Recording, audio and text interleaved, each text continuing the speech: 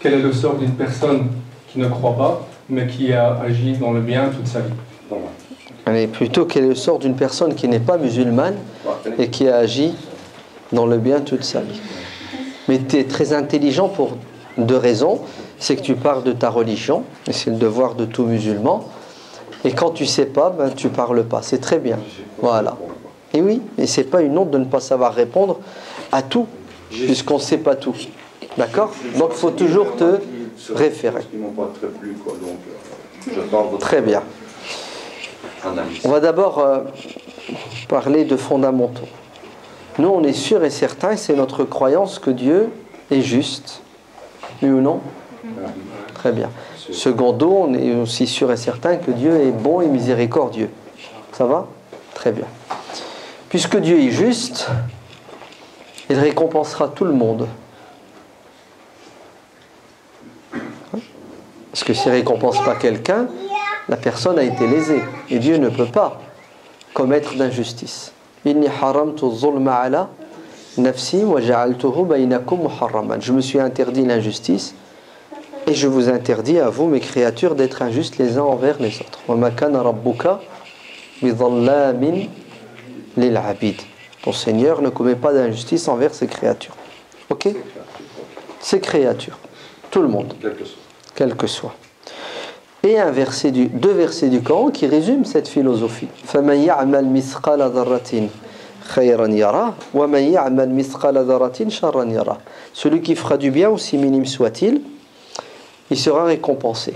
Il verra les conséquences de son bien. Et celui qui fait du mal, aussi minime soit-il, devra assumer les conséquences de son mal. Donc ça, ce sont des règles pour tout le monde. أَلَّا تَزِرُ وَازِرَةٌ وِزْرَ أُخْرَى. Chacun portera le fardeau de ses péchés, mais chacun aussi portera ses bonnes actions. On est d'accord? Donc ça, c'est le premier point. Le deuxième point. Sur Terre, vous avez deux types de personnes. Vous avez les croyants musulmans et des croyants non musulmans. D'accord? Les croyants musulmans, on dit al-muslimoun. Ouais. Et les croyants non musulmans, le terme que le Coran emploie, c'est al-kafirun, al-kuffar. D'accord? Al-kafara. Ceux qui ont un voile, si bien qu'ils ne voient pas la vérité qui est Dieu. Ouais. Les non musulmans, tu as vu la traduction? Je ne les ai pas appelés les mécréants, les non musulmans. D'accord? Ben, vous avez dans cette catégorie de non-musulmans différents types de non-musulmans. Vous avez des gens athées, c'est-à-dire qu'ils ne reconnaissent pas Dieu, qui ne croient pas à la divinité, ce qui ne veut pas dire qu'ils ne croient pas en autre chose. Ils croient, je sais pas moi, en quoi? La déesse raison, la déesse nature, peu importe, ils croient en ce qu'ils veulent, ils croient en lui-même. Non, mieux, ils croient en rien. R-I-E-N. Nihilisme, le vide. C'est quelque chose, le rien, c'est rien. On est d'accord? Donc, tu vois, tu as des gens qui nient Dieu et qui croient en autre chose. Tu as des gens qui croient en Dieu et qui lui associent. Ouais, ce sont des mushrikoun. Ouais, ils croient en Dieu, ils lui associent. Et tu as des gens qui croient en Dieu, mais qui se trompent dans leur croyance en Dieu. Ils croient mal en Dieu. D'accord? Alors, je ne parle pas des hypocrites qui sont hybrides. Oui, ils ne croient pas en Dieu, le Dieu des musulmans, mais ils font semblant. Je ne parle pas d'eux. On est d'accord? Très bien. Avant l'avènement de l'islam muhammadien, parce que l'islam, c'est la religion de Dieu, révélée à l'humanité par le biais de l'ange Gabriel, qui a ramené le message à qui? Aux prophètes, aux messagers. Il y a eu plusieurs messagers tout au long de l'histoire de l'humanité. Chaque messager était tenu de transmettre la vérité divine, qui s'appelle l'islam, qui signifie croire en Dieu et lui obéir, d'accord? Dans la paix, pour réaliser la paix sur terre.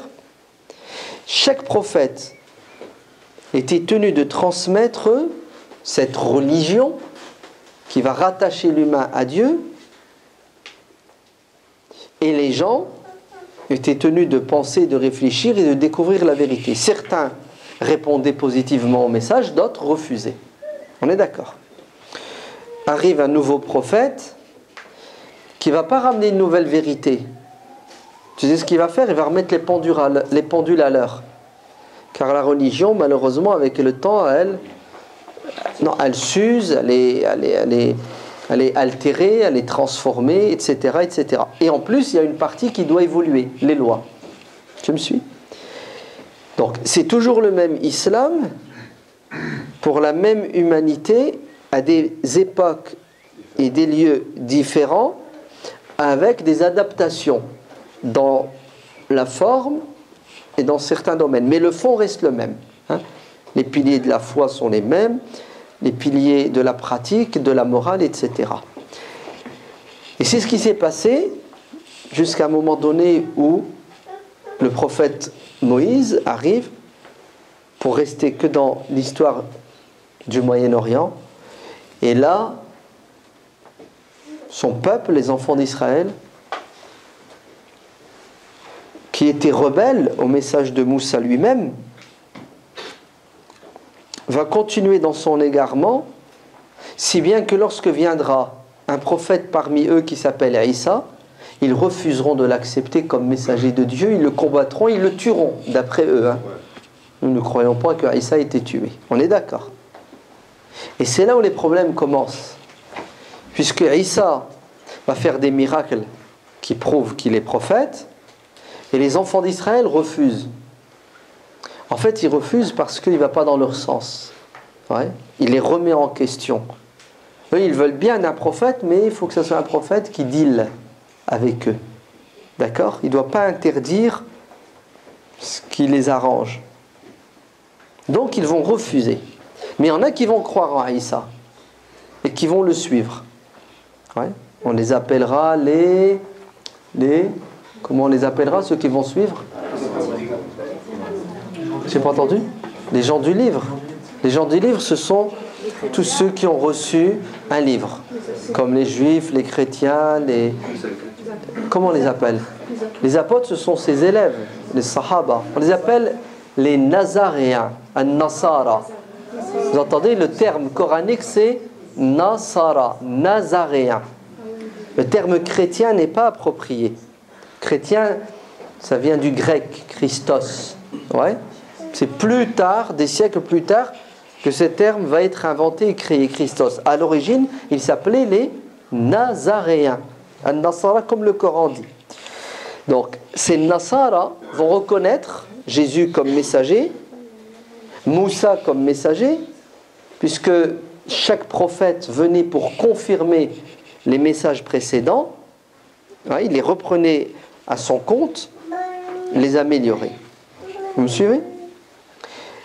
Arrive un nouveau prophète qui s'appelle Mohammed, alayhi salatu wassalam, et certaines personnes vont croire en lui, parmi les Nazaréens, les Nasara, mais parmi les Yahoud qui ont refusé Isa, et parmi les polythéistes, les athées, les bouddhistes. Mais le prophète Mohammed dit que je suis le dernier. Il n'y aura plus de prophète après moi. Donc, l'humanité tout entière est invitée à reconnaître Dieu à travers le prophète. Vous entendez? À reconnaître Dieu à travers le prophète. Parce que Dieu, de toi-même, tu ne peux pas le découvrir. C'est impossible. Puisqu'il dépasse l'entendement. Donc tu dois croire en Dieu comme Dieu le veut. Et comment est-ce que Dieu veut que tu crois en lui? Ben, il t'envoie un livre, ok, où il se dévoile au grand jour. Ouais. Ar-Rahman, Ar-Rahim, Al-Malik, Al-Quddus. Donc pour nous musulmans, écoutez bien, il est clair et net que toute personne qui refuse de cheminer vers Dieu via sa religion qui est l'islam, c'est de l'arabe l'islam, via sa religion, ouais, qui a pris des formes, ouais, mohammediennes, nazaréennes, mosaïques, d'accord, abrahamiques. Donc toute personne qui refuse de se soumettre à Dieu comme Dieu le veut, ouais, n'est pas considérée comme une véritable croyante. D'accord? Donc, pour nous musulmans, ceux qui croient en Dieu comme il se doit, ce sont ceux qui croient en tous les prophètes et ceux qui croient en la dernière des révélations. Très bien. D'ailleurs, ce que je dis, c'est exactement ce que disent les chrétiens. Les chrétiens disent, si vous voulez gagner le paradis, il faut croire en Jésus comme étant le Fils de Dieu qui est venu sauver l'humanité. D'ailleurs, je t'annonce une mauvaise nouvelle, tu vas en enfer. Tu n'iras pas au paradis. Pour qui? Pour le chrétien. Je t'annonce une autre mauvaise nouvelle, tu vas aller en enfer pour le juif. Parce que tu crois en Mohammed et en Jésus, qui sont pour eux des faux prophètes. On est d'accord? Donc chacun prétend détenir la vérité, et si tu ne le suis pas dans sa vérité, tu es égaré. Ok? Très bien. Nous considérons nous musulmans comme étant dans la vérité, avec un grand V, parce que nous avons épousé la croyance en tous les prophètes, et nous croyons en Dieu comme il le veut via son livre. D'accord? Maintenant, nous croyons que les juifs et les chrétiens détiennent une partie de la vérité, parce qu'ils ont eu des prophètes, donc il leur reste quelques bribes de la révélation.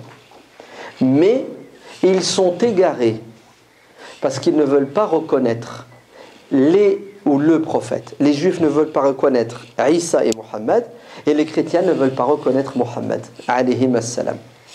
Ok? Très bien. Je choque personne en disant ça, n'est-ce pas?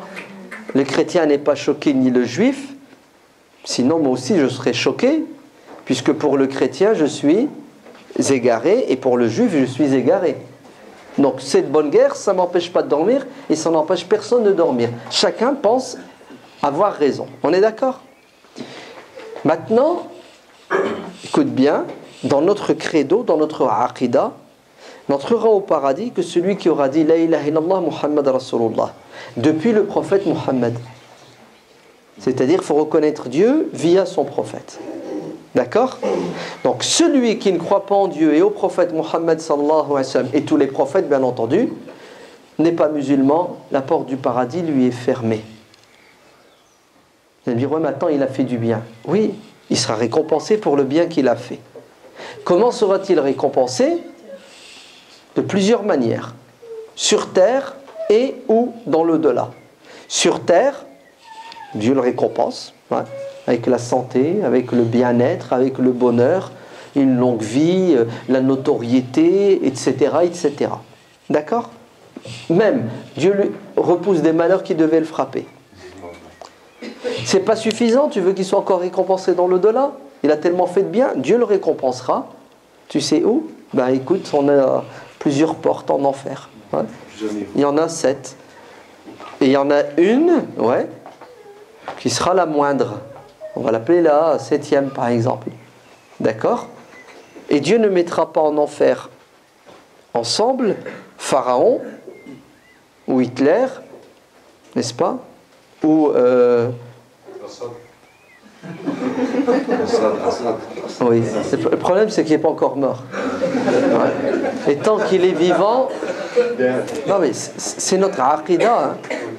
Tant qu'il est vivant, il y a espoir. Et nous on le souhaite qu'il arrête et qu'il demande pardon. Innal ladina fatanu al mu'minina wal mu'minati thumma lam yatubu. Vous entendez? Ceux qui font du mal aux croyants et croyantes et qui ne regrettent pas. C'est-à-dire tu peux en tant que dictateur faire énormément de mal et tu regrettes, et c'est ce que certains pensent de Saddam Hussein. À la fin de sa vie il a regretté malgré tout le mal qu'il a fait, et pourquoi pas, oui, Dieu pardonne et efface, il dédommagera les personnes à qui il a fait du mal, hein, ne vous inquiétez pas, hein. Donc oui, Dieu ne mettra pas ensemble ces tyrans et ces despotes criminels et Abu Talib, qui a aimé le prophète, qui l'a secouru, qui l'a défendu, qui s'est sacrifié. Ou toute autre personne même contemporaines, d'accord? Allez, je vais citer, j'ai rien à craindre. L'abbé Pierre, c'était quelqu'un d'extraordinaire. Sœur Emmanuel, c'était quelqu'un d'extraordinaire. Ils répandaient leur religion et ils faisaient du bien aux gens. C'est beau. Mais ils ne sont pas musulmans. Allah les a récompensés sur terre et où il les récompensera encore dans l'au-delà. Voilà.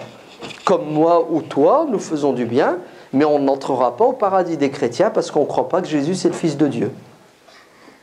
J'ai envie de vous dire, c'est pas trop notre problème sur terre. Ouais.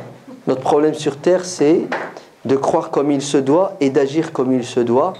Et après, Dieu jugera les siens. Ouais. En sachant que il te faut une clé pour entrer au paradis. C'est la ilaha illallah Muhammad Rasulullah.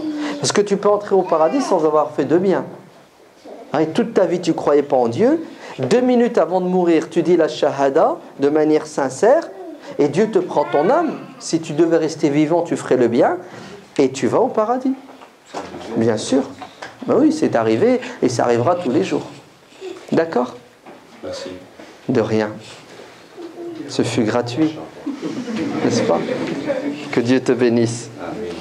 Je me souviens, il y a très très longtemps, quand j'étais à la fac, j'avais un copain de classe, je discutais beaucoup de religion comme toi avec lui. Puis j'étais quelqu'un, il était très intelligent, très rationnel, et puis rien à faire. Ouais, parfois tu apportes toutes les preuves que tu veux. Puis à un moment donné, je lui ai dit, allez, je vais le piquer. Je lui ai dit, écoute, c'est pas trop grave, si tu crois pas en Dieu, tu fais pas le bien. Il y a de la place en enfer pour des gens comme toi. Il fallait voir comment il a réagi. Hein. Crois, pourquoi tu dis que je vais aller en enfer? Je lui ai dit, mais rigolo, tu crois même pas. Ouais. Et tu as peur d'y aller? En fait, au fond de lui-même, il y a quoi? Tu vois? C'est pour ça, le terme qu'utilise le Coran, c'est kafara. C'est ce que ça veut dire kafara en arabe. Ça veut dire le voile. C'est-à-dire qu'ils se voilent la face. Ils ne veulent pas voir et reconnaître la vérité. Alors qu'au fond d'eux-mêmes, il y a cette intuition qu'il y a quelqu'un. Mais ils n'en veulent pas. Parce que c'est vrai, une fois que tu crois en Dieu, tu fais plus ce que tu veux. Ouais. On a tous envie de quoi? Dieu, je peux faire une pause? Ouais. Je ne crois pas en toi pendant... le prophète alayhi salam l'a dit. La yazni az-zani hina yazni wa huwa mu'min. Celui qui trompe sa femme ou celle qui trompe son mari, au moment où il commet la fornication, ou tout jeune qui n'est pas marié, pendant que vous commettez ce péché, vous n'êtes plus croyant. Celui qui boit, pendant qu'il boit, il n'est plus croyant. Celui qui vole, pendant qu'il vole, il n'est plus croyant. Alors ça veut dire quoi, il n'est plus croyant? Abu Huraïra dit, la foi c'est comme une auréole, ouais, c'est une image qui sort de ton corps et qui reste au-dessus de toi comme un nuage. C'est-à-dire, si tu avais la foi comme il se doit, tu n'agirais pas. La foi est un frein qui t'empêche de quoi? De commettre le mal et la turpitude. Et c'est au moment où tu perds la foi, où tu t'aveugles, que tu agis de manière déviante. Alhamdulillah. Que Dieu vous bénisse.